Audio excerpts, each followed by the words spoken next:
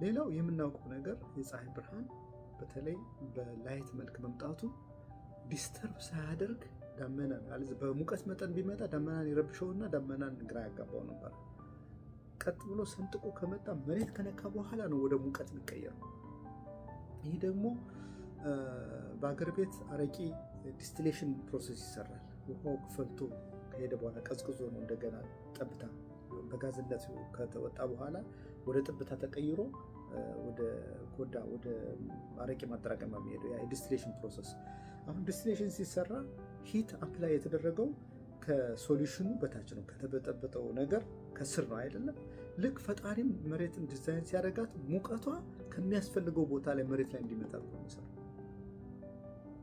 ስለዚህ ለዚህ ነው ይሄ ዓለምን ዲዛይን ለመረዳትም እስካሁን አስቸጋሪ ነው የቆየው። እኔም እነዚህን መጽሐፎች ባልጽፍ ይህን ሁሉ መናገር አልችልም፣ ማገናኘት አልችልም። ብናቃቸውም አሰባስቤ እንደ ዲዛይን ማውራት አልችልም። ስለዚህ የፀሐይ ብርሃን በሙቀት መልክ ሳይሆን በላይት መልክ መምጣቱ የውሃ ሳይክልን እንዳይረብሸው ያደርጋል ማለት ነው። የዲዛይን ክራይቴሪያ ያሟልታል። ስለዚህ በሂት መልክ የሚመጣ ዲዛይን የተስተካከለ አይሆንም ማለት ነው። ኪ ዲዛይን ፋክተሩ በላይት ፎርም መምጣቱ።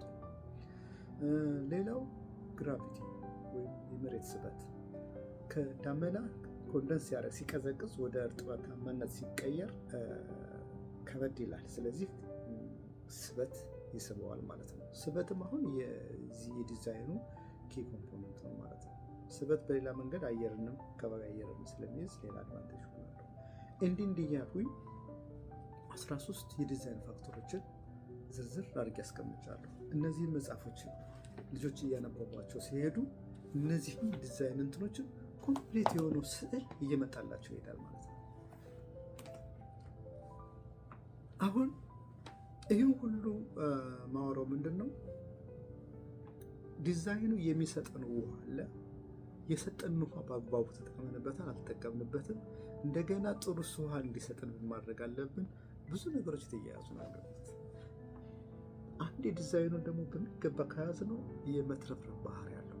ለምን ፈጣሪ ምድርን ዲዛይን ሲያደርጋት ራሷን በራሷ ሪከቨር እንድታደርግ አድርጎ ነው የሰራት። ምሳሌ ልስጣችሁ። በፓንዳሚክ ወይም በኮቪድ ጊዜ ብዙ መኪናዎች አይነዱም ነበር እና አየር ንጽህናውን ሲያገኝ የዝናቡ የዚህ የዲዛይኑ ስራ ታዳሽ ነው፣ ማደስ ሪከቨሪ ያደርጋል። እና የዳመና መጠን ዜና ላይ ሰምታችኋል አንዳንዶቻችሁ። እኔ በቀጥታ ስለሰማሁ የዳመና ሽፋን እንደጨመረ እና ምድር ከነበራት ሪከርድ የሙቀት መጠን ዝቅ እንዳለች እና እዚህ ዲሲ አካባቢ ደግሞ አንዳንድ ወንዞች አዳዲስ ህይወት ያላቸው ነፍሳቶች ሁሉ መታየት እንደጀመሩ በዛን ጊዜ በዜና ቀርቧል። ያ ማለትም ማለት ነው ጥሩ ስራ እንስራ እንጂ ዲዛይኑ ለጋሽ ነው። ለጋሽ የሆነበትን ምክንያት ደግሞ ከዲዛይን ኮምፖነንት ውስጥ አንድ በጣም አስምሬ ያስቀመጥኩበት ቦታ አለ።